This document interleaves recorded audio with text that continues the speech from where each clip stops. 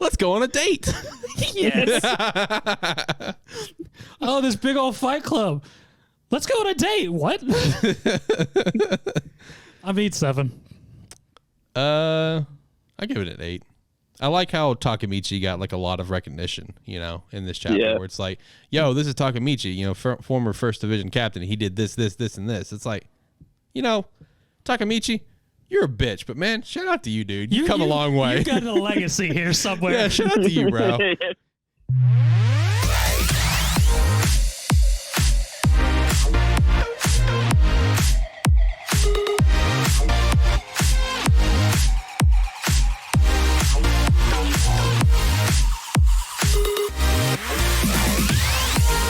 What's up, everyone? Welcome into Anime Plus, episode 46. I'm your host, Alex Light, with Sparky3. Hopefully you are having a phenomenal day. Whatever day you're listening or perhaps watching this podcast through our YouTube channel, youtube.com/Sparky3. Make sure to give us a like on the video, subscribe to the channel, be a friend, tell a friend that you're watching. We greatly appreciate that. We're back after a quick break from last week. That's my fault. That break was not planned by any means. That was totally on me. Had some stuff pop up, had to take care of, but no big deal. We're back and we're better than ever. Gearing up for big episode 50. We're just a few weeks away from that. We have decided what episode 50 is going to be. And it's a topic that we've kind of avoided for a while because it's like, that's kind of a headache of a topic. So it's just like, what better way to, utilize that topic than with the big episode 50. And Anime Plus episode 50 will be 50 incredible fights in anime, manga, and webtoons. So get excited for that. Join with me as always to help me with episode 50 when the time comes and everything else going on with the show. Here in studio, I got Zach. Zach, how are you doing today? I'm doing good. I mean, we're like super late on that list, but maybe we can add something to it. I've worked on it a little bit every single day, for the record. We're actually going to start really working on it next week. We're going to get there, okay? It's going to be a good time. And then also over the phone, as always, we got our boy Josh here, who may or may not have remembered that he read Naruto today. Josh, how are you? I'm good. I remember I read Naruto. Oh, okay. All right. Right on. Hopefully we can get your body pillow at some point, too. Oh, boy. So we can just keep hammering out these facts that we have on your screen that just kind of rotates through and everything. So Josh, how you feeling today, though? You feeling good? Having a good day? Yeah, I'm feeling great. I worked today. Yeah, me too. Zach, you were off, right? Yeah, no, I was off. Have a good day off so far? Yeah, so far so good. Oh, awesome. So for today's episode, we are going to do a recap of some of the stuff that popped off last week. Some pretty notable things. We had the Crunchyroll Expo, after all. Had a lot of announcements there. The big confirmation for a manga series we've been waiting to hear confirmation on for an anime on the way. That is set to go. We also have the news with Sony's purchase of Crunchyroll. We're going to talk about that a little bit. And then, got a couple things pop out this week. Some sales numbers on World Hero Mission, 86 Season 2. We got some JoJo news and then all of our normal anime manga stuff. So let's just let's go ahead and just jump into it, boys. Let's go ahead and knock this out. You already know the normal stuff. Go follow us at Twitter at Anime Podcast. You already know that. You already know Lighthearted Gamers. You know the Patreon if you want to support us further. That's all normal. You get that stuff. So let's just go ahead and just jump into all the news. All right, let's kick things off with this series that we've been waiting on, right? We've been waiting on confirmation for a certain series to get an anime for quite a while because it's a very popular manga. It sells phenomenal for Weekly Shonen Magazine, and we finally got the confirmation. Blue Lock officially is getting its anime. That should be coming out sometime next year, I believe, is what it was. Yep. That is one that I am excited to check out. I have kind of I'm not big into sports manga. I'm slowly kind of starting to get into it with a couple things. And that's one that's like, okay, I see and hear the hype on it. This is something that I want to check out at some point in time with the anime on the way. I'm going to probably hold off and just check out the anime, as everything I've seen about the manga looks fantastic. I mean, after seeing the trailer they put out with it, I'm actually probably going to start reading it at some point because I knew it was a soccer manga. I didn't realize it was a soccer manga with people in prison playing soccer. Yeah. This shit's gonna be wild. Really looking forward to this anime and more coming out for it. Especially a release date. Looking forward to what time of the year next year is gonna be coming out. So the next piece of news that we've got, and this is something that we reported on like late last year, whenever it initially was agreed upon and the paperwork started to roll for it. Well, it was finalized last week. Sony has officially purchased Crunchyroll from, I believe it was AT&T, correct? Yes. So that purchase is now finalized. So now Sony has Funimation and Crunchyroll, and I did see Sony comment that they're looking to have like a joint membership at something they're potentially looking at. I know Zach, we talked about this on Lighthearted Gamers. Sony's also looking at having a higher paid PlayStation Plus tier that will potentially include Crunchyroll as well. I mean, I know a lot of people are like anti this. I don't see what the big deal is. I really don't. I really, really don't, especially if the two services get merged, because then it's just like one less thing to get. You know what I mean? Yeah. Because at where we are now in 2021, like our friend Jimmy, who's been on Lighthearted Gamers, phenomenal. That man is a phenomenal example. This dude has almost every fucking subscription you can think of in terms of viewing services. The man has, he pays for Hulu, he pays for Netflix, he pays for Showtime, he pays for HBO. I'm talking everything. He's only got like two things that he has not got, which is like Paramount, I believe, and Crunchyroll. Everything else he has and he's paid for. So I don't see the point. I don't see the big harm in this. I know it's like a monopoly of anime, but let's be real. If you're gonna watch this stuff, you're gonna go there anyway. And besides, Funimation it's all dub. The point of it's dub stuff, right? So I mean, I don't see the huge harm personally. I mean, you're gonna get it anyway if you want to watch the stuff. The only other competition for newer anime really is Hulu, and the only example I can think of is they got One Punch Man season 2. Yeah, and even then, Netflix is sort of going into the game as well. So I mean, depending on where Netflix go, maybe that's where we get a little scared. But overall, the whole Sony adding a extended membership to also add in Crunchyroll. I mean, if you're already on PlayStation and you're already going to be on a membership anyways, might as well just throw it on there. And if you watch anime sub, no harm, no foul. I mean, rather have one subscription versus two. And if you don't watch anime, you couldn't care. There's probably going to be a subscription without it, so screw it. Yeah, exactly. Yeah. I mean, the only problem I see is, like you said, the monopoly thing. Because really, over here in the United States, there was 4, and now there's 3. Crunchyroll, Funimation, Hulu, and Netflix. And now that 2 of them are combined, it's kind of down to 3, which could limit what people can watch, because not everything gets shared. I know like Funimation stuff's getting put on Netflix, so I don't know how much longer, and it may stay on there since Funimation's already been owned by Sony. So that's the only thing, because maybe someone has been paying for Netflix or something, and they don't want to pay for the other ones, because if I'm not mistaken, like Crunchyroll, you can watch a lot of things for free without having a subscription. Correct. Whereas Funimation, I know you cannot watch hardly anything without a subscription. So, that could change a lot of things. Sony could come in and be like, "Listen, no more free viewing. You gotta pay." Right. Yeah, the Crunchyroll's free viewing is you can only you're behind on the new episodes. That's the first thing, is that it's kind of like a webtoon thing, right? Yeah, you're a week behind if you're just on a basic membership. Yeah, that, and you have ads. That's like the free stuff for Crunchyroll. Now, in terms of like the monopoly of anime and everything in the industry, as it stands now, it's not that bad. As of right now, of August 19th, 2021, it's not that bad. As time goes on and we start to see maybe let's say Crunchyroll, I'm gonna take Crunchyroll as the primary, since Funimation just does dubs, right? Crunchyroll, Netflix, and Hulu, if we start to see them three really start to pull in their series more than they already have, that's where it could be an issue for people, because that's where, it's kind of similar to like the gaming industry, but obviously a lot cheaper. Obviously, you don't spend $500 for a console to get certain games, but it's kind of like that, is where people are just like, in the gaming industry, it's like, what system do I want to go with so I can get X games, but with those X games, there's a very large library that can convince you to get a Switch or an Xbox or a PlayStation, right? Meanwhile, for anime, like it's not as large per se for what series is going to be with each service. Let's be real. I mean, Hulu is going to get a lot of the stuff that Crunchyroll gets. Hulu only has like a couple of handfuls that are just them, and then Netflix. That's more so where I'm looking right now. Hulu to me is not a competitor in this. If Hulu gets 1 or 2, like if they get One Punch Man season 3, okay, cool. I guess I'll check out Jimmy's Hulu to watch One Punch Man, whatever. But, Netflix, that's where I have a little concern is how much is Netflix going to get compared to Crunchyroll, because Crunchyroll's starting to step it up with their originals as well, where like Hulu's not going to get, everything else as well. So that's where I kind of see a potential issue down the line is how much more are we going to grow on the exclusive content?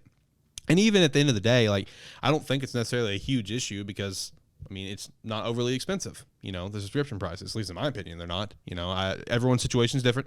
I understand that. But I just don't think that's that big of a deal personally. I'm looking forward to seeing like possibly this joint membership though. That is one thing that I'm looking forward to seeing. So, yeah, which, it really does take down the competitiveness because we've been saying that, Funimation is dub, but Funimation also does, a lot of things they do, weekly as well, like One Piece and when Dragon Ball Super was on, like their bigger things they simuldub. My Hero Academia is another one, and also I did some digging, and a lot of the things that were coming out this summer, let's say like Sunny Boy, and I think it's called The Detective's Already Dead. Mm-hmm. They were Funimation exclusives, sub and dub. So it does take down the competitors. So now if you can get a joint membership, you can watch a lot more. And, obviously then the only competitor really then is Netflix. So right. Maybe it's more of a win-win than a lose. That's how I view it too. I think this purchase is more of a win-win in my opinion. I don't think it's a big loss, but again, that's just my opinion. I feel like in the streaming industry, I feel like if we have less services to go out and purchase, I feel like that's a win for us as viewers. Exactly. But all right, next piece of news we got, of course, with this last volume for Weekly Shonen Jump, we had a one shot for Bleach to celebrate its 20th anniversary. Well, it seems like this one shot is setting up for more Bleach to come. Kind of left it on a cliffhanger with the ending title was something along the lines of like a new arc, whatever, like the Jaws of Hell, I believe is what it was called. Can't confirm that for sure. Obviously, I didn't read it. I haven't read through Bleach, so reading the one shot's useless to me. But this does kind of pose some questions: is what is to come out of Bleach at this point? Are we going to get like a Boruto or Dragon Ball Super-esque, Bleach manga that may be like monthly or something? But where it could be one of those things where Kubo's just writing the story and he's got an artist lined up for it, and he's going to keep working on Burn the Witch eventually. Yeah, I didn't read it either. I did go to the last page to confirm that it does end like kind of starting off a new arc. Right. Which, wouldn't really be hard since Burn the Witch is set in the same, setting as Bleach. So, he could continue doing it. Right. It'll be interesting to see what comes out of that. And I know if that ends up being the case and there is like a new manga on the way, I know Bleach fans are going to be really excited for that for sure. So we did have the Crunchyroll Expo last week. We had a lot of different announcements. So we have, let's kind of run through this here. Move Love Alternative that comes out in October 2021. We have the Fairway Paladin that comes out in October as well. World's End Harem comes out in October. The Strongest Sage with the Weakest Crest, January of 2022. Love of Kill, just 2022. Skeleton Knight in Another World coming soon. High Guardian Spice coming soon. Fina Pirate Princess that debuted with a double episode on August 14th. I did actually watch the first episode for that. It was pretty late at night, so I don't know how much I actually paid attention to it. I do know I got a pretty good I got a pretty good pop out of the ending. I will say that. I did get a good laugh because it was like a nice setup moment. It's like super romantic. It's like she just finally met the guy that she's been thinking of for the last X amount of years because they were separated when they were kids, whatever. And she's like, I know you're him. Like it's like such perfect mood lighting with the moon and everything. And then he just like bops her on the head and knocks her out cold. And I got a pretty good pop out of that. I was tired, but I did get a pretty good pop out of that. Now this trailer actually looked pretty dope. Blade Runner Black Lotus that comes out in November of this year. That is a Crunchyroll and Adult Swim collaboration. The trailer actually looked pretty clean. And then we also got the news for Orient, which is from the creator of Magi. That is set to come out next year, and Crunchyroll has the license for that as well. Boys, did anything actually jump out at you for the Crunchyroll Expo? Orient's been on my radar for a while, so that's one that I'm looking forward to. Blade Runner looks pretty cool as well. This list came out after everything from the expo, and I went, I should probably catch up on most of those. This fucking guy, man. That's such a deep-ass catalog. Honestly, World's End Harem, I'm honestly surprised that got an anime. I mean, I assume it's gotten a lot better from when I last read it. It's a odd series. It's a post-apocalyptic world, but there's only a few males in the world, so naturally they're allowed to have harems, and more or less they're seen as the universe's resource to try and help repopulate. And it's a weird contrast because you have, like, if I'm remembering correctly from the bit I read, like 3 or 4 male characters and how each of them treat their respective harems and everything. And what's funny, because on Manga Plus right now, their monthly is, I'm guessing, a continuation of the series or a spin-off, World Ends Harem Britannia, where it's reverse. It's a single female and she's having a harem of men, so I don't know what happened there. I mean, yeah, the Mulov alternative, I'm curious to see which story. The trailer did look pretty dope, I will say that. I mean, it's a very good sci-fi story and everything, because if I'm remembering correctly, Mulov was originally a visual novel series. Yeah. And from the bits and pieces I've messed with it, there's like several different stories and weird ass timelines and everything. So I'd be curious to see which one it goes with. Gotcha. What about you, Josh? Did anything kind of really jump out at you? Not really. I was surprised that there was no mention of any of the webtoon originals getting any season 2s or anything like that. Just because I figured if they were going to get announced, now would be it. Yeah. Since they did go like into 2022 on all their announcements, so that did kind of surprise me because I felt some of those did really well, but who knows? Yeah, I'm actually with you. If there was going to be a time where we were going to get the announcement for like Tower of God season 2, God of High School season 2, No Police season 2, it would have been here. Yeah. So with that said, probably looking at 2023 is at this point where I would say they're going to come out at this point. We'll probably get the announcement if assuming this is us assuming they're happening. In my opinion, they're happening. I fully believe season 2s for all 3 are happening. Without a doubt in my fucking mind. So I would say maybe next Crunchyroll Expo, get the announcement for them then for 2023. All right, let's go over from there. Let's hit some sales numbers on something here. My Hero Academia World Heroes Mission, of course, that movie is out over in Japan. We do have some sales updates for you. It has crossed 1.6 billion yen, which is about 14.55 million US dollars. I did see that it passed 2 Heroes, and it is poised to pass Heroes Rising, which no surprise there. I did see some kind of reviews on it from people that have gotten to see it, and they did say that while, of course, it's a very enjoyable film, has a lot of fun action, a lot of fun animation and stuff, they did say that they still thought Heroes Rising was the better film. So either way, I'm looking forward to seeing it. We know it's going to be a fun movie to watch. I mean, there's no questions about that. We know that, but I did see people say that they thought it was not the best film of the 3 so far. They still think it's Heroes Rising. We did get a short trailer for 86 Season 2. This, of course, coming out in October. I am so fucking pumped for this next season. I did see in the trailer that we are going to get the Bloodstained Queen is what Lena goes by, because she dyed some of her hair red to remember the 80s, the Spearhead Squadron, who she assumes are all dead. And she ends up getting the name of the Bloodstained Queen because at this point she starts to become a little bit more ruthless in terms of like she's obviously still very compassionate towards other processors and stuff, but she's just like, we're getting shit done. Like we're about to fuck the Legion up. So I'm really pumped for this season 2. That was a pretty neat little short trailer. We also got a first look at JoJo Part 9, JoJo Lands. It will start after a short break between 8 and 9. I also saw that there's apparently set to be a JoJo spinoff this winter. Josuke and Whole Horse was shown in rough illustrations.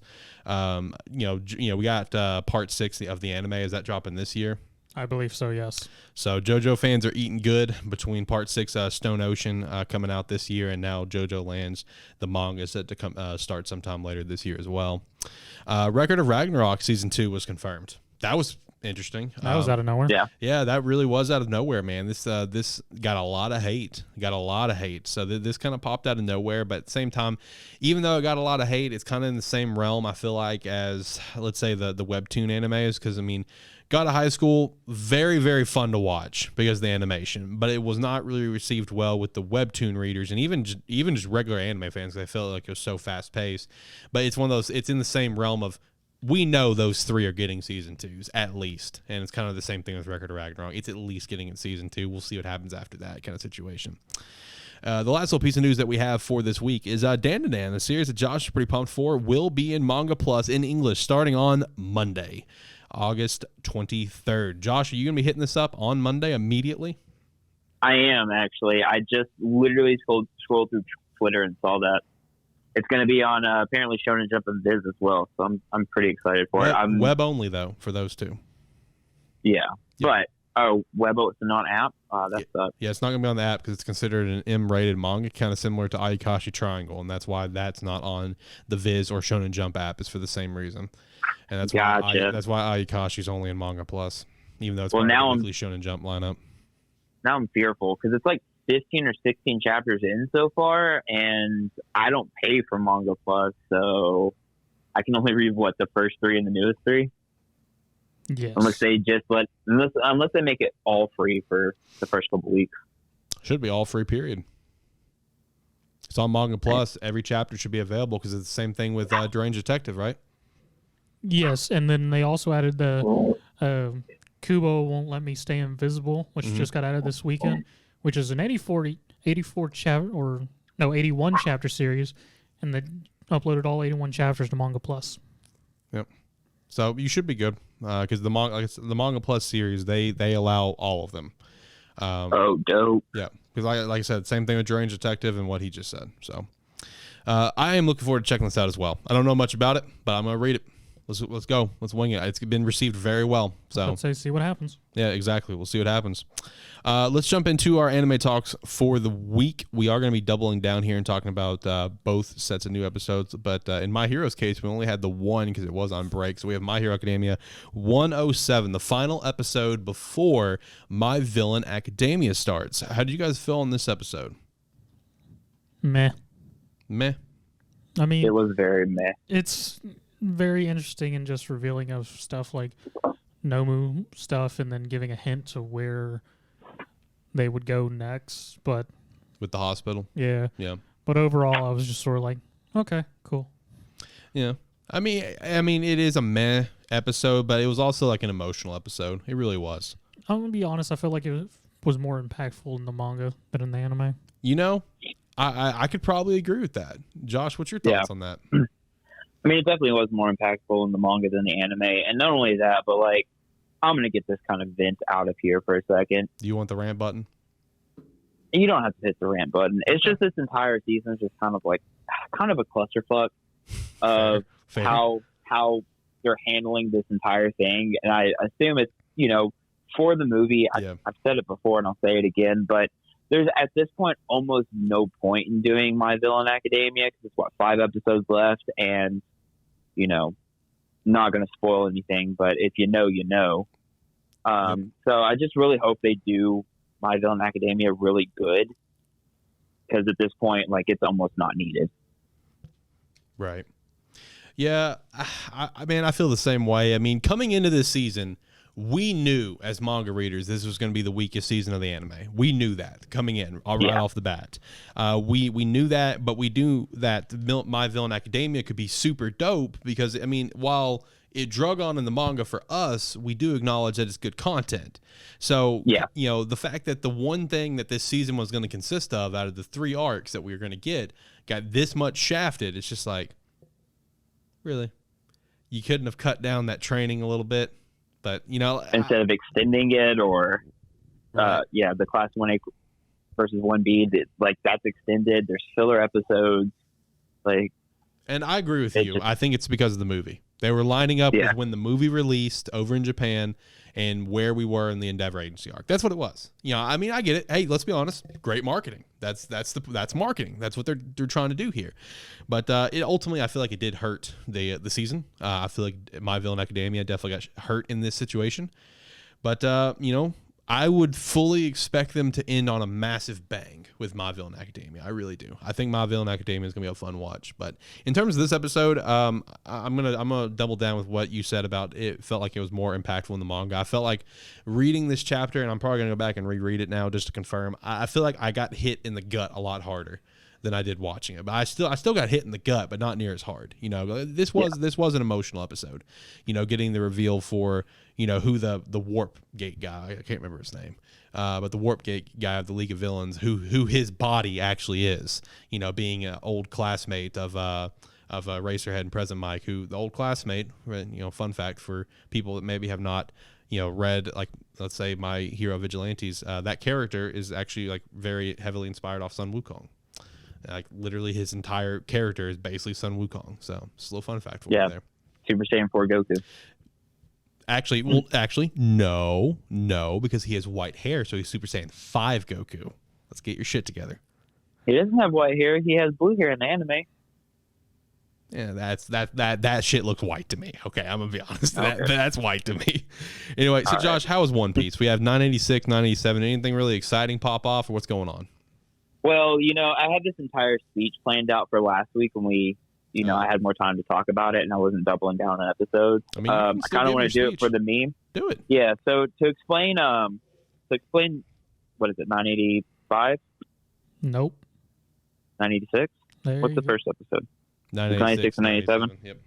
Okay, yeah. So to explain 986, actually 984, 5, and 6, kind of have to go back in time a little bit to one of the very first episodes of Bueno, where you meet Tama and she eats red bean soup for the first time, because that gets referenced about 50 times in those 3 episodes, as I've said before, and it happened again in 986. Because, you know, at the end of the day, the entire raid on Onigashima is only for Tama, because they wasted all that red bean soup. So that was about the first half of the episode. It was all right. The second half was Kid wanting to get revenge on Apu, and that was the only thing I can say about this episode. It had really nice effects for when Kid was using his devil fruit power, because it kind of like static the TV, which was really nice. I did see this. It did look fucking clean as shit. I'm not gonna lie, it did. It is a very nice effect for his magnetism power, which super dope. And so 987 was basically a continuation of the Kid Apu fight, and I mean, honestly, it's not a lot to talk about because the raid hasn't actually started yet. I will say one of the funnier parts of the last episode was that it did cut to the other group going around Onigashima to attack from the back, and they run into a group of Animal Kingdom like crew members, and Nami and Carrot go up and like flirt with them to get by, and Shinobu does too, but you know she's too old, so they're just like, no way, I can't let you through. And she's just like, they call it ball cracking jutsu, and basically just shows like they showed the nuts getting cracked on the screen and like an effect, and Sanji's just like, maybe I kind of want to try that now. So that was pretty funny, in my opinion. Just how he just sees all these people get their nuts crushed, and he's just like, I want that too. I want my nuts crushed. Yeah. The other thing too that really stood out too, I almost forgot about this, is the narrator's like going through where everyone's at and was like saying like, Luffy and, you know, Zoro and Kid are like fighting Apu, and then it like cuts to Nami and Jinbei, and it's like, and Robin and Jinbei are like blending in, and it's just Jinbei, just the big blue, you know, whale shark fish man towering over everybody, and it's just like, yeah, they're really blending in. So that was another funny part. It was unintentionally funny. Yeah, that's about all I have to say about that. I can go into more about Tama and Red Bean Soup because that's the biggest part of of Wano so far in the anime. It's good to know that red bean soup is the biggest part of Wano right now. It's been the biggest part for the last 5 episodes, but Yeah. it'll never end. No. What about Dragon Quest, another series that will never end? I mean, so 44 was the fight between Dai and Hadlar. I mean, overall, it was entertaining to a point. There's just a big fight between Dai and Hadlar, and just showing off Hadlar's strength of how powerful he is, to eventually using a finishing move to throw Dai into the sea. Yeah, that's all I can really say. It was just a big old fight. Overall, animation was good. Fight was entertaining.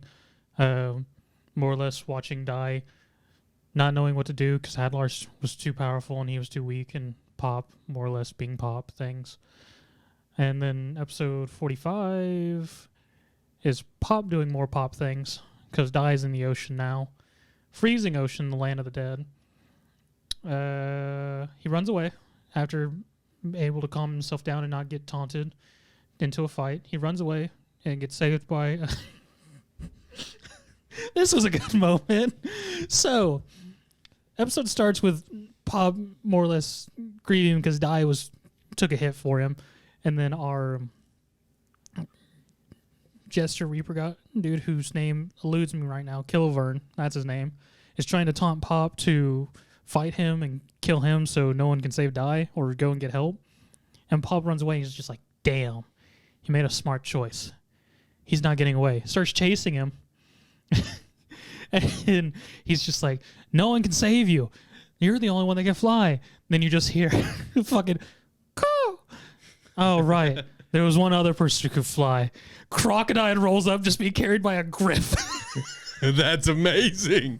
And I was just like, I mean, I guess if you really want to stretch it, yeah, he's flying. He's being fucking carried by a goddamn griffin, but... Crocodile sounds like the best character. Is he the best character? He sounds like the best character. Even during his whole fight with them of just the weird honor thing and stuff, like, he's just everyone's uncle.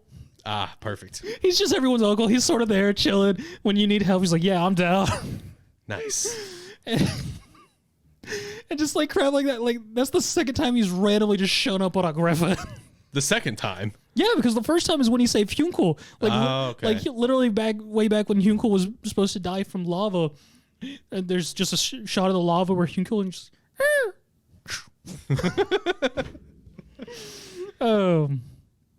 Yeah, Crocodile shows up, saves Pop, and Pop more or less bellows to him. It's just like, well, I ran because I knew you wouldn't run if you didn't have a choice. So I ran without thinking.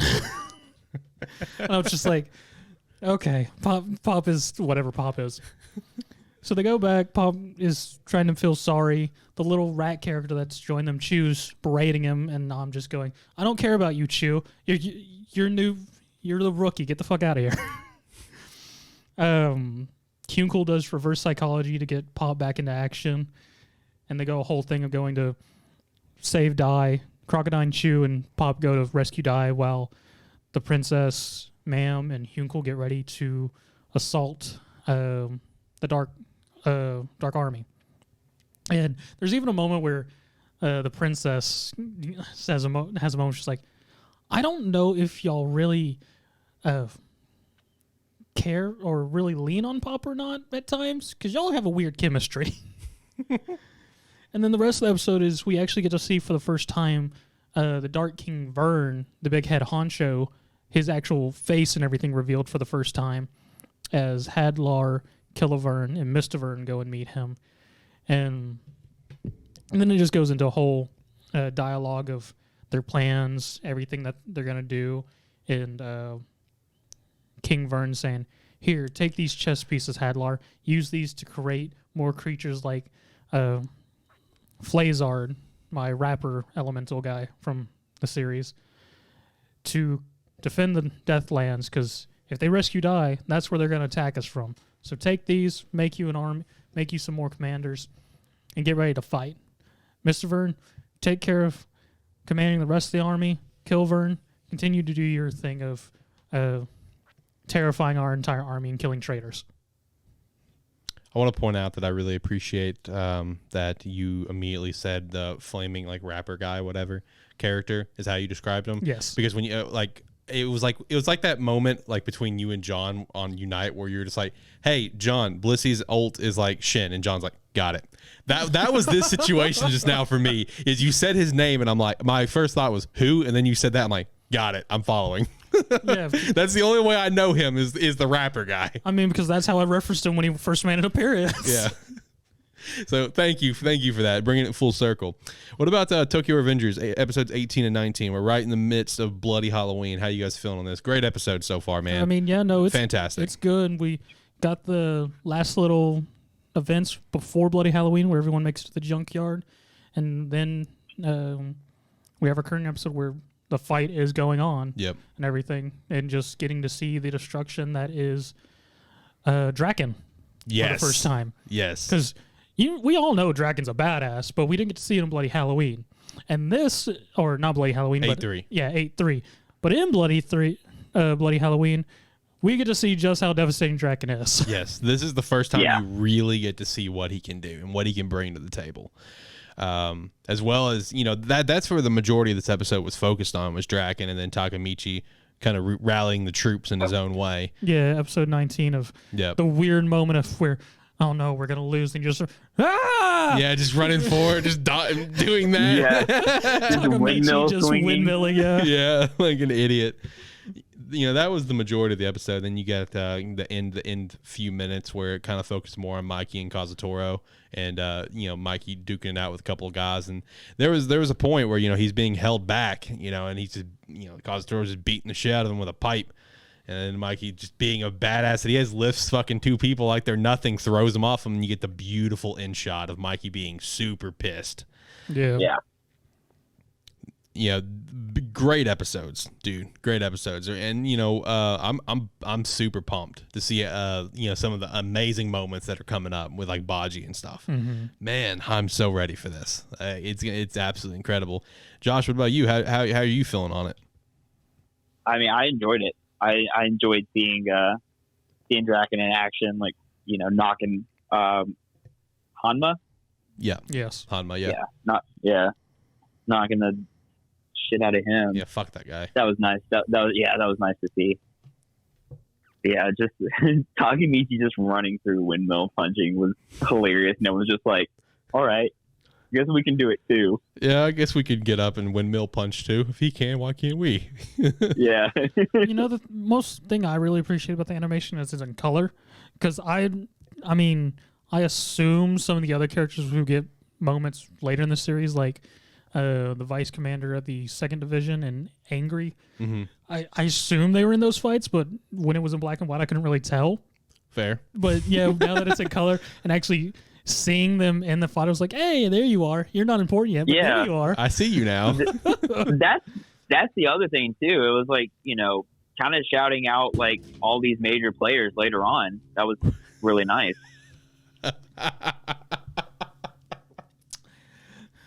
Pepsi, everybody.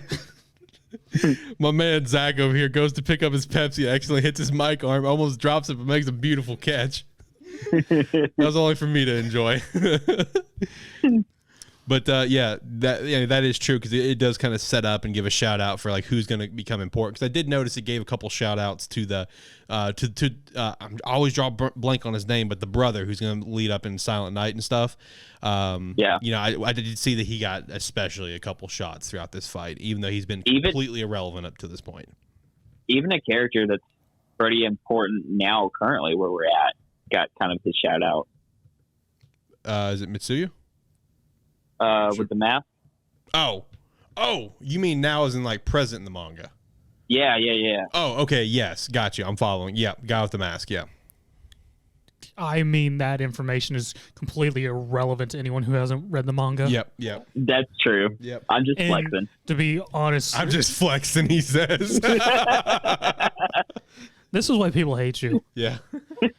I don't care. I mean, because if we really want to, like the anime throughout the entire season so far is having this little shots of characters who will be important but have no care at this time. Right. Yeah. Well, as I was watching it, just the anime only, I never really caught on to that. But now that I'm caught up with the manga, like now I'm catching on to it, and it's cool for me to see. You guys probably already knew about this from like episode 1, but I'm slow. I mean, Zach did, not me. It took me another couple of weeks to do it. Like Zach watched 1, and then he was in. Yeah, he was in, Yeah. and he read everything. It took me a few episodes to get it.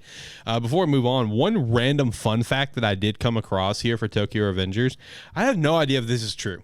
From what I see online, it seems to be true.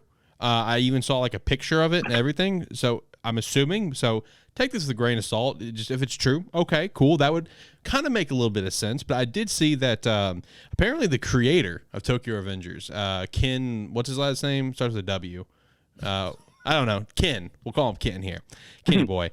Apparently he was in a gang back in the early 2000s. And it's what led to a lot of inspiration for this series. I mean, I could see that. Yeah. Yeah. It makes a lot of sense when you see how this series plays out and us reading it and see how everything plays out, like how like almost like real it actually feels with how like the the basically the delinquents kind of run their organizations essentially. Yeah. But yeah, that's just I even saw like a picture. I'm assuming of Ken with his gang way back in the day, but I came across that. Like I don't know if it was from like an interview or something, but I thought that was pretty interesting. Nice little fun fact. Makes a lot of sense for a lot of different things in this series. What about Tsukimichi, episode 6 and 7? What we got going on over there? The Spider People anime. Hey, it wasn't actually Spider People. Oh, thank God. We are actually in the arc. I don't know what the arc's technical name, but it's it's when he deals with Rembrandt. Yeah, a guy who more or less he's a very successful merchant. More or less runs the town he's in, everything, and helping him to get over helping Rembrandt cure his family because his wife and 2 daughters have had a curse put on them, which more or less turns them into monsters. And episode 6 was the young master meeting Rembrandt and interacting with him, getting the items for him and whatnot that he already got, because the thing he needed was the eyes of the insects he killed, which are supposed to be very rare to get or hard to get, but he just has 6 of them to give to him. He goes to the Merchant Guild to become an official merchant, where he then shocks both the receptionist and test taker because he goes in there, gets a handbook, signs up, pays fees, reads the handbook to realize they're doing mathematics on the elementary level, goes and takes the test, scores 100% in 30 minutes when he had an hour to do it, and then he has to draw a ball to choose what ingredients he has to acquire for acquisition test. He's unlucky, draws the hardest stuff, and it's like, well, I best spend it next time because you're not going to get those unless you have stuff that's an equivalent amount. Pulls out items of equivalent and more expensive. Guy's just like, well, shit.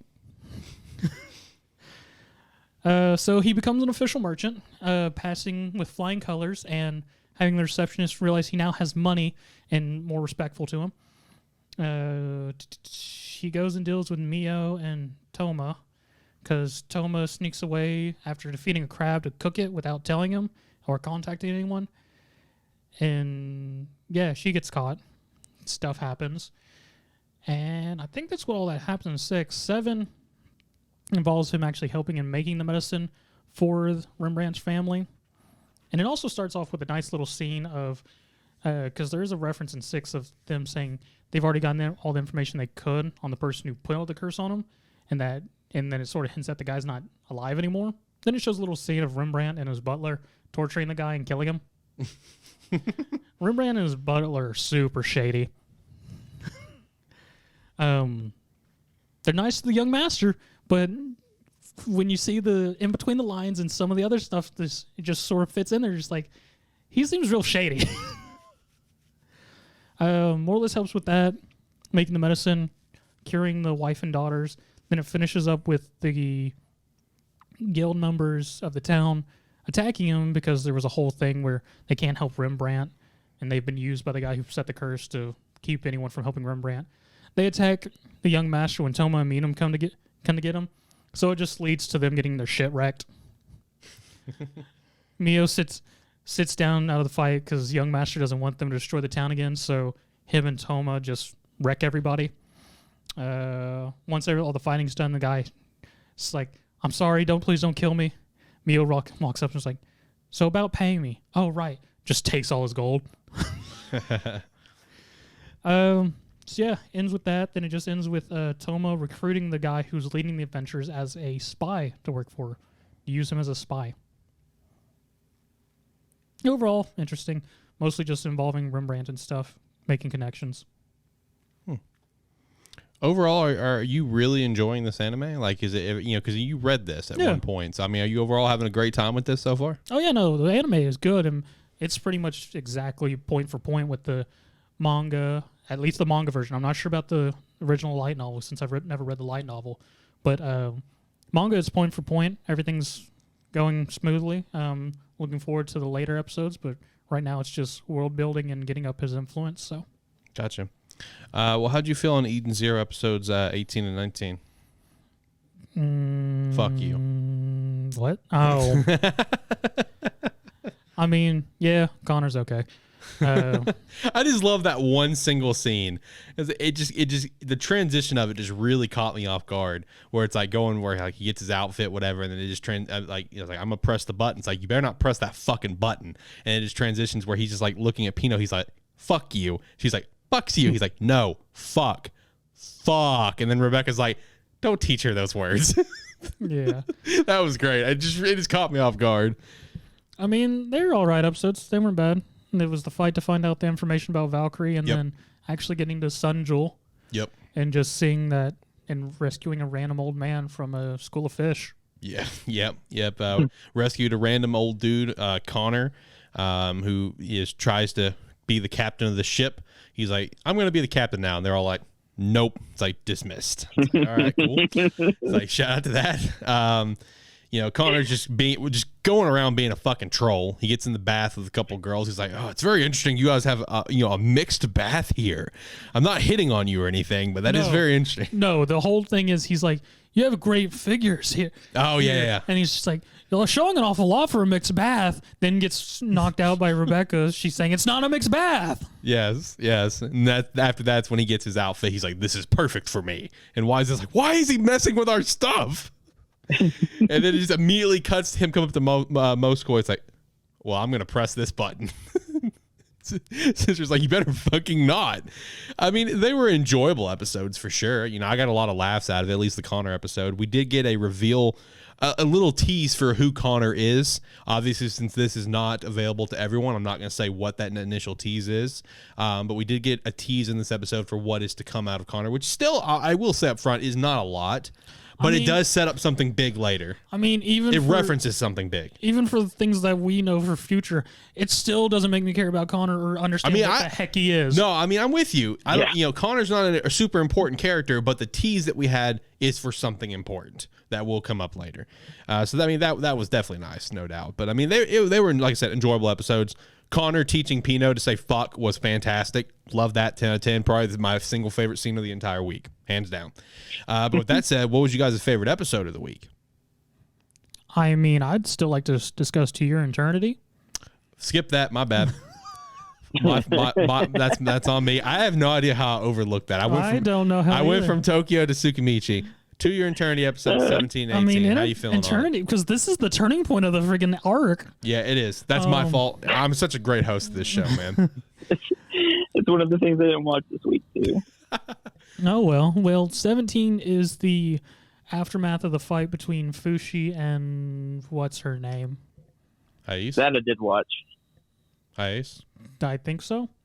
More or less, she goes on about how she wants to make the island into a place to protect Fushi. Yep. And gets real rapey. Yeah. After knocking him out. You're going to protect him, all right. That's one way to put it. She takes him away, throws him on a bed, and just strips. Yep. Got some weird vibes in there, man. Yep. The kids manage to go and help Fushi to escape. Fushi makes a deal that he'll stay as long as she lets the kids leave, which then results in them taking the ship and saying all the children of 7 and under will join. and sending a ship full of children away before Fushi gets knocked out again. Yep. And then 18 is Tonari, at the end of 17, left the ship Yeah. to go rescue Fushi. And then 18 starts with her putting a rope down with a glove in the hole Fushi's in to rescue him with a note saying, "Get in the glove," only for him to show up behind her asking, "What are you doing?" She's like, "What the fuck are you doing?" He's just like, "I'm immortal. Like, what the fuck? I can get out anytime." I mean, I could have stayed, but there was nothing to do down there. Yeah, he was just like, I was bored. I just wanted to leave. But I mean, you're right. This was a big turning point for this arc. You know, obviously we only have 2 more episodes left. Yeah, this is only a 20 episode season. And you know, for this, you know, they're set to escape. They're poised to escape, and then you know, that's when the Man in Black's just like, "Yo, the town's getting fucked up right now," to Fushi, and Fushi's like, "Fuck, I guess I can't leave." So he makes his attempt to go fight the I'm gonna say it again. I know you don't like it, but the Knockers. Nokers. The Knockers. Nokers. The Knockers. Nokers. The Knockers. Nokers. At least according to the manga. No, according to Crunchyroll's translation. Yes, well, I'm saying the Knockers according to the manga. But anyway, so he attempts to go, you know, kind of duke it out with them. You know, she ends up coming back to help out, and so does her friends. Her friends come out to, you know, to help him out as well. Thing you're missing is that the Nokers aren't just taking a form; they're inhabiting all the dead bodies from the graveyard. Man, the shot of the pregnant woman getting like taken over, that was a very disturbing shot. That shot made me very uncomfortable watching it. Yeah. I did not like that. That was very, very uncomfortable. But yeah, you're right. I mean, they're taking over all the bodies of the dead, whatever, and just, you know, going through and taking over the people of the living as well. You know, Fushi's doing what he can to fight back. She comes to help out, and then her friends come to help out as well. And those poor kids. Those poor kids. The youngest one, I forget her name. Upa. Yep. Gets caught, doesn't say anything, falls down. Yep. And a Noker just injects itself into her and takes her body over. Yep. And then I don't remember the name of the redhead girl. Mia. Yeah, she comes over to help him out and just gets a spear through the gut. She's just like, oh no. And then they take her away, only to try and help her, only for more to get there, and them having to escape. And then also note in this scene as well, Fushi did lose the boy. He lost that form in that shot. Yeah, because they grabbed his ankle. Right. Yeah, it grabbed his ankle, and that's when he immediately went to Gugu. Yeah. So he lost the nameless boy in that shot as well. His base form, essentially. Yeah. Yeah, it can't just end with just 2. Then the other guy whose name I can't remember. It starts with a U, Uroi, maybe? Something like that. Yeah. Uroi. He ends up sacrificing himself to allow the others to escape. Yep. And he straight up cuts off an arm, too. Yeah, he full-blown cuts off his arm just to delay it just a little bit to help them escape, because he comes up, he's like, Fushi, turn small. And he just chucks Fushi in the air for the owl to grab him. Yeah. And then it ends him with just a Noker just throwing itself into his stump, taking over. Yeah, like you just see the tentacle go right into his, you know, where he cut his arm off, and that was also a very disturbing shot. I did not like that shot. That did not set well with me. Oh man. And then we got the you know, it's funny because I saw it was either Crunchyroll or To Your Eternity Twitter shared about it's like when you start an episode of To Your Eternity, it's just like, all right, cool. And it's just like when you end it, and it's the shot of Toneri like, yeah, like completely just losing her fucking mind because she's watching her friends die in front of her. It's like, yep, that's every episode of To Your Eternity in a fucking nutshell. You guys are sitting here telling me that the one episode I didn't watch this week would probably have been my favorite episode because I hate those kids. Yes. Yes. No, that's exactly what happened. Yeah. And I would say the only other tidbit that we have for this episode is that Fushi also lost Pinora as well. Yes. Yeah, he lost her because he attempted to go kill Upa before everything happened that we just explained, because Upa was already dead at this point, but he just couldn't do it. So when he has that pause moment, that's when you just see. That was also just a brutal shot. I'm glad we got that one in a little bit of a distance, where you see Fushi, like, it's at a distance where you see Fushi standing there in front of Upa, and then you just see, like, tentacles just pop all out of Fushi's body. That was a weird ass shot. I didn't like that. But now that we review To Your Eternity, because somehow I missed that. I'm a great host of this show. What would you guys say your favorite episode of the week is? Tsukimichi. Okay. Josh, what you got? I'm gonna go Tokyo Revengers. I'm gonna go Tokyo Revengers as well. Episode 19 was super great. Really enjoyed that one. All right, let's get into our chapter ratings. So, since we took the unexpected break, we are going to be reviewing the chapters from Weekly Shonen Jump from issues 36, 37. We're going to be reviewing those on this episode here. All right, so let's kick things off with. Wait, actually, we need to do the manga sales, don't we? Yeah, we need to do manga sales. Do you have those? Yeah. Well, I mean, we need to run through the ones I do have. Oh, okay. Man, I'm not on my game today, clearly. All right. Nope. So let's get into some manga sales right now so I can make that the start of the clip.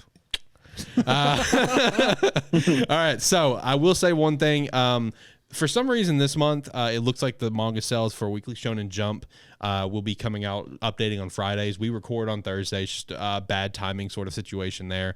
So I'll be recording a little extra tidbit for the Weekly Shonen Jump sales, and so we can give you guys complete up to date on how they're doing. I have some sales numbers in front of me right here, but they are a week old now. By the time this episode will be posted, they'll be out of date. So I'm gonna go ahead and insert that right here with a nice edit, swoosh, transition. Oof.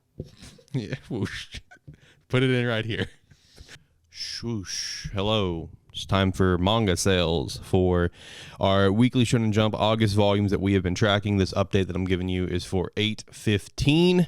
What we got going on is My Hero Academia Volume 31 has 533K copies sold. Dr. Stone Volume 22, 190K copies sold. Mashal Volume 7, 112K copies sold. Alluth Samurai Volume 2, 71 copies sold.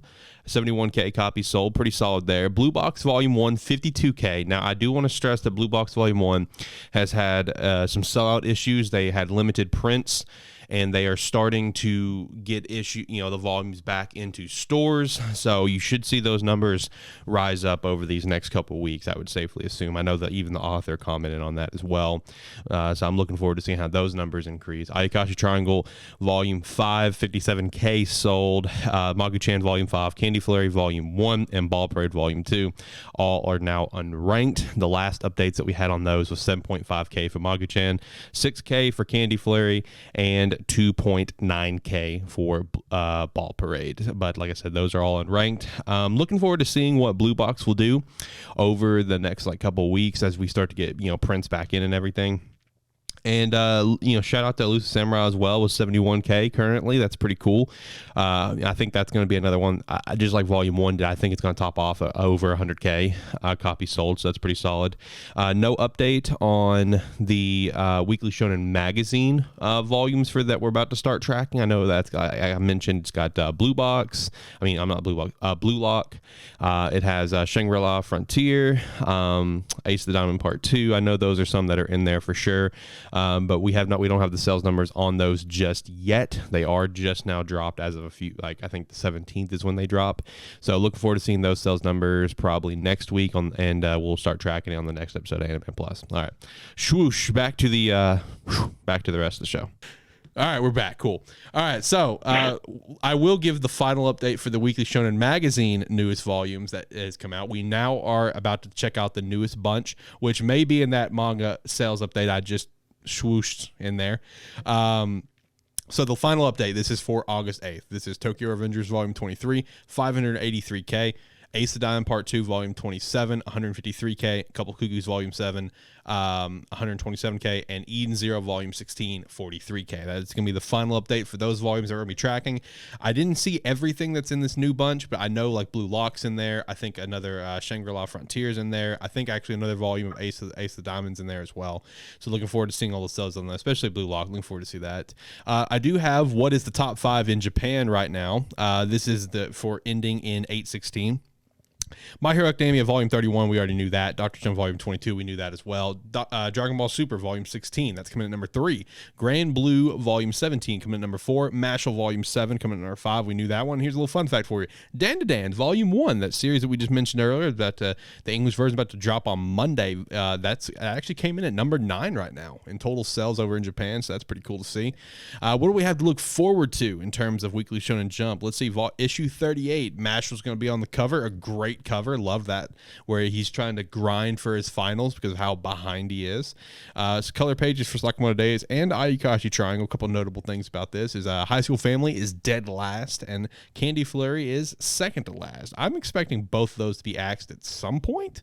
At least Candy. I really expect Candy to be axed at some point in time here in the near future. And then for issue 39, Elusive Samurai gets the cover. That is the third fucking cover in under 30 fucking chapters. That's insane. That is absolutely insane, man. Elusive Samurai is popping off right now. And then we do have color pages for Mission Yozakura Family, pumped for that one, and Blue Box, another series that's popping off. You know, that's something else to watch. Are we going to get a third Blue Box cover here in the next, 5 to 10 weeks? Can only hope. Yeah, I mean, but yeah, Elusive Samurai getting its third cover already. Man, this thing is set up to be just a star for Weekly Shonen Jump for sure. But now that we ran through all the sales, now we'll actually go through and do our ratings for the week. So let's go ahead and hop into that. Like I said, this is for Weekly Shonen Jump. We're going to be reviewing the chapters from issues 36, 37, that double issue there. All right, let's kick things off with One Piece 1021. Josh, what would you rate it? I'll give it an 8.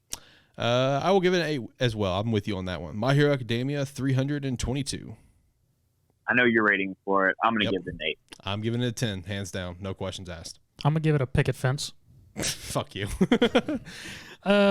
All right, next up, Black Clover 302. I'll give it a 9. Okay. I'm going to give it a 7. We have an 8. Dr. Stone 206. No. No.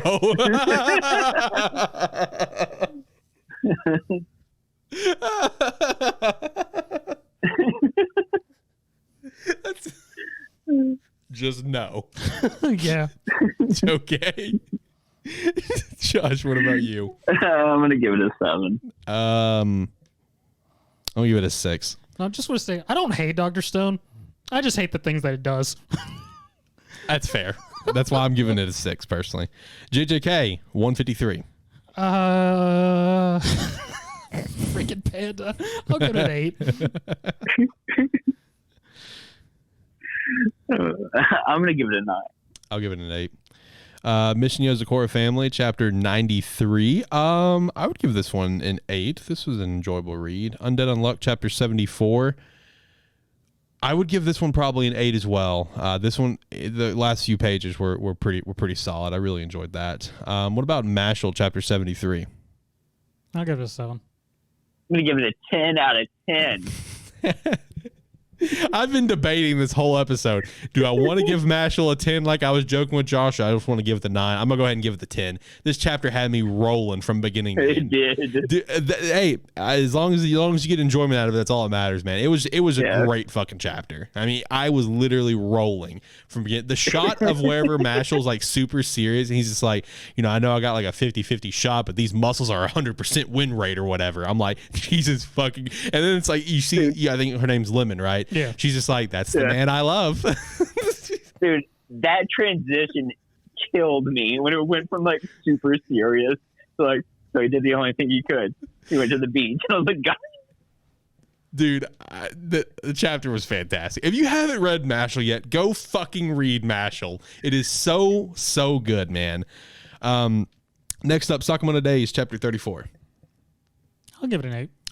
Yeah, I'll give it an 8 as well. Super stalker henchman. Yeah. What about Elusive Samurai, chapter 27? I will give it an 8. Yeah, I'll give it an 8 as well. That transition at the end, man. Yes, yeah. it was great. Yeah. I love the comment of some person who's like, "What they don't realize, the most messed up person is the little kid." Yes, true. What about Witch Watch chapter 25? Freaking, I give that sucker a 9. Yeah, you were telling me that chapter was actually pretty fire. Like it has a twist in the series that was just out of left field that you're just like, Okay. my God. Nice. What about Blue Box chapter 16? Fucking 10.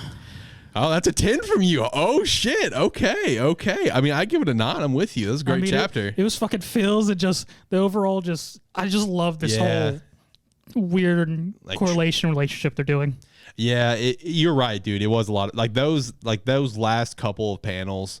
Man, that shit fucking hurt. Yes, it did. Those last couple panels, It hurt. Yeah, I was just like, God damn, man, the feels that I'm having right now, I don't want to have. What about Candy Flurry chapter 15? 6. I give it a 5. What about Red Hood chapter 6?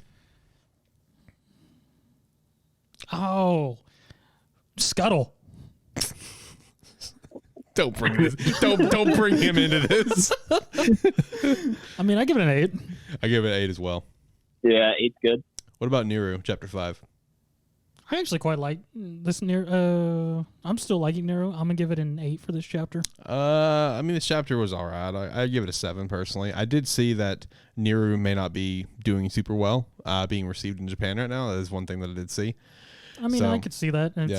It's a very basic at this point. There's nothing really gravitating to anyone or jumping out that really separates it from other martial arts series at this point. All right, so next up, let's go over to My Hero Vigilantes 107. I would give that probably a 7. Next up, we have Dragon Ball Super, Chapter 75. Insert Alex's line from a couple last chapter he rated. Yeah, let's turn back the clock a little bit. If I'm not feeling lazy with the editing, let's turn back the clock a little bit and let's insert a clip right here of where I predicted what was going to happen. Previously on Animan Plus. So, of course, it is that time again. We got Dragon Ball Super and Boruto chapters that came out. So, for Dragon Ball Super, I gave it an 8. But, man, I smell it. It's in the air. It's in the air, man. The chapter ended with a new Vegeta form, but, man, I smell it. Vegeta's about to get his shit wrecked in a chapter or 2. I smell it. It's coming. He's about to get his shit knocked into the ground, and Goku, who just woke up, is going to come save the fucking day. I'm feeling it. That's how Dragon Ball works. So yes. The series really should be called Vegeta Gets His Salad Tossed. Yes. Comes in. Yes. I mean, they don't really have Krillin in it anymore, so. Don't knock my boy like that. Vegeta's the new Yamcha. Yeah, he basically. But no, I mean his new form looks cool. It's like it's kind of like a spin on Super Saiyan 3 because the eyebrows and the pupils are the same, but it's not Super Saiyan 3. It's something different.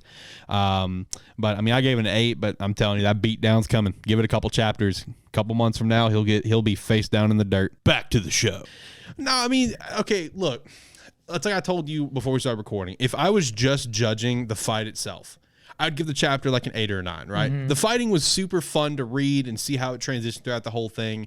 You know, Vegeta being a badass, that was all cool. But like, first off, the name of this transformation, which it's so fucking stupid to me, of Ultra Ego. Like, I do not like that at all. And man, just like you go through like 40 chapters of Vegeta just completely wrecking, right? And then it's like the last 5 chapters, the last 5 pages, I mean, he just gets his shit right because he has the realization. Because like there was a moment in the chapter where Granola points out, it's like, yo, you're not dodging stuff like your buddy did with that Ultra Instinct. And that's where Vegeta revealed, it's like, well, this isn't that pathetic Kakarot's move. This is my move. You know, I'm all ego. Call it Ultra Ego. And then the whole chapter, he's taking every single fucking hit. He's like, whatever, I'm fucking strong. I'm going to take every hit you got. And it's like, you know, page 41, Vegeta's like, oh, I'm starting to get a little bit of blurry vision here.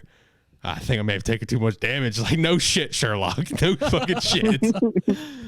And, you know, then of course, you know, it's now being poised where he's going to get wrecked. As no surprise. I'm gonna give it a 5. I mean, like I said, if I was judging just the action itself, I'd give it an 8 or 9. But man, everything else about it just, bruh, give it a 5. What about Boruto chapter 61? I would I could say a 7. I am kind of interested where we're going to kind of go from here with how it ended. Boruto's been kind of like on a transition period the last like 3 chapters because we just finished like a big fight, super cool and emotional stuff, right? Yeah. So the last 3 chapters, you know, with this being a monthly manga, it makes it really feel like it's drags because it is monthly and you're in that transition period, getting to the next part. So, I mean, it was okay. I give it a 7. Spy Family, 51. 9. I give it a 9 as well. Good shit. Good shit. Kaiju number 8, chapter 42. 41 or 42? 42. No, yeah, never mind. You're right. 8. I give it an 8 as well. Josh, did you read I'll it give it today? 8. Okay. I did read it today. What about Chojin? Chojin X, chapter 6. I don't know what the fuck I read. Yeah. You want me to hit the button? I mean, too late for that. I mean, 7? 8? Maybe a 3? Maybe 7, 8, or maybe a 3. That's quite the You know- transition. I can agree with any one of those, to be honest with you. I mean, it was good. But again, I don't know what I read. Okay. Yeah. I don't know what to tell you, man. I'm gonna agree with Zach on it. Okay. What about Tokyo Revengers 218?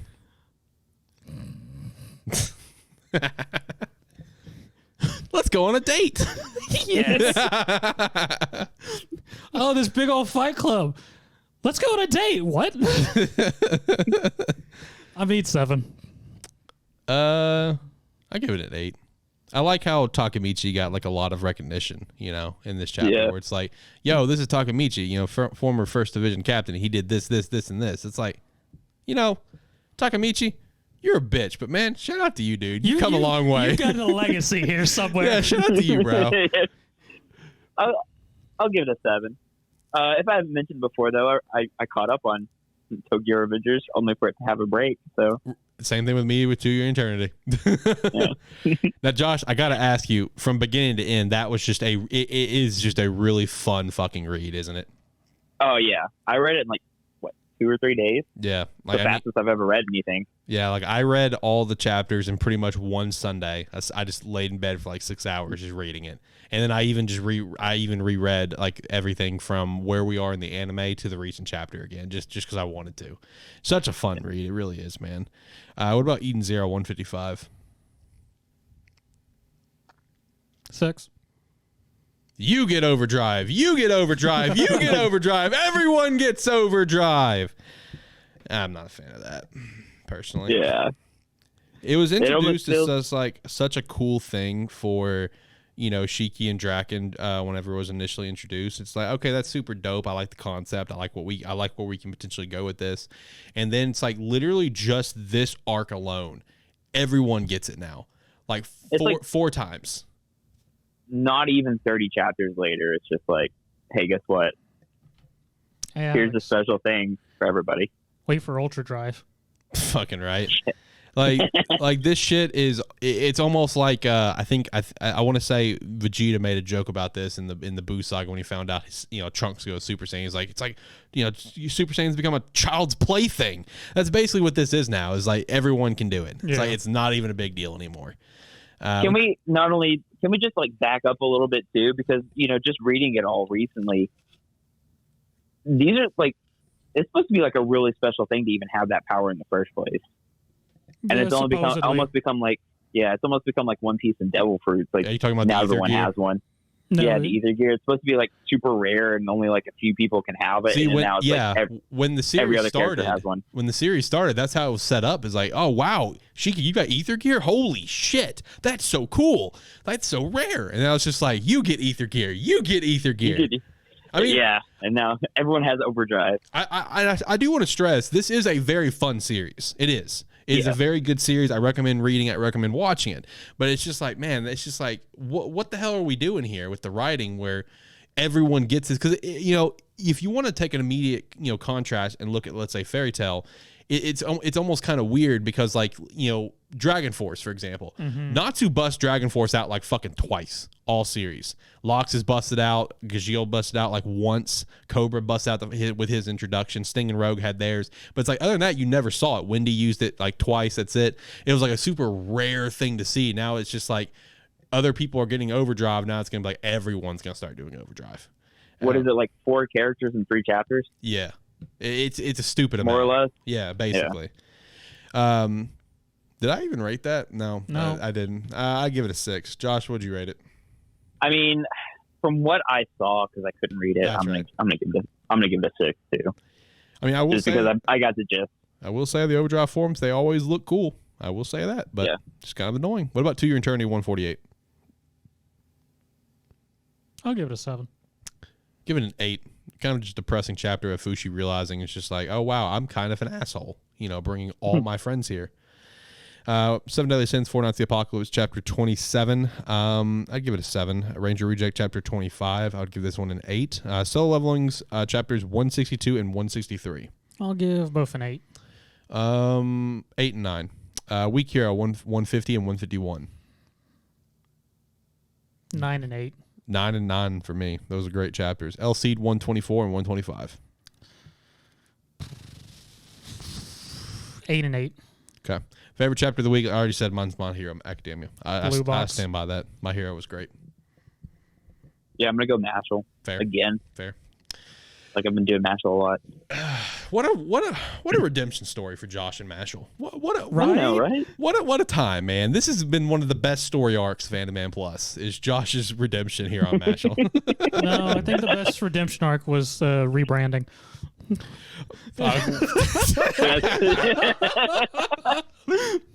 God damn. Won't lie, that is the best redemption arc of the series. Yeah, okay, that's fair. And what's sad is nobody can experience it because none of those episodes exist anymore. Yeah, those are gone. Those are off the internet. I have done my best to make sure that they are just dead, as they should. You can find them, but you can't listen to them. Bingo. That's all that matters. All right, well, we're gonna get out of here. I know Josh got some stuff he's got to go do. Boys, do you have any last thoughts? Like, comment, subscribe, rate, whatever your platform allows.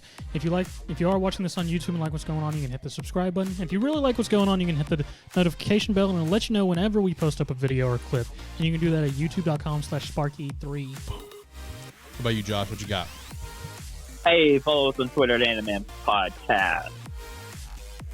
Because sometimes we tweet. And also we have an Instagram, which is the same thing, right? Yeah, It is. You sounded so enthusiastic. I'm surprised he didn't plug Shitpost Saturday, so. That's true. Yeah. I've been forgetting about Shitpost Saturday. Well, hopefully you guys had a great time with this episode. Hopefully you enjoyed everything we had to talk about. Look forward to Anime Plus episode 50. That's going to be a great time there with talking about 50 incredible fights in anime, manga, and webtoons. Super pumped to break down that list. What are your thoughts on the Crunchyroll purchase? Let us know down in the comments below at our YouTube channel. I'd like to interact with you guys. I've had a couple interactions the past few episodes of Anime Plus. That was pretty cool. So I'd definitely like to know your thoughts on like the purchase, anything from Crunchyroll Expo that stuck out to you. How are you enjoying, maybe Tsukimichi? That's obviously a new summer anime. So maybe how you enjoying that. Just let us know down in the comments below. Give us a like on the video. Share, be a friend, tell a friend that you listen. We greatly appreciate that. Yeah. With that said, we're out of here. Bye. Have a good one. Yeah. Bye.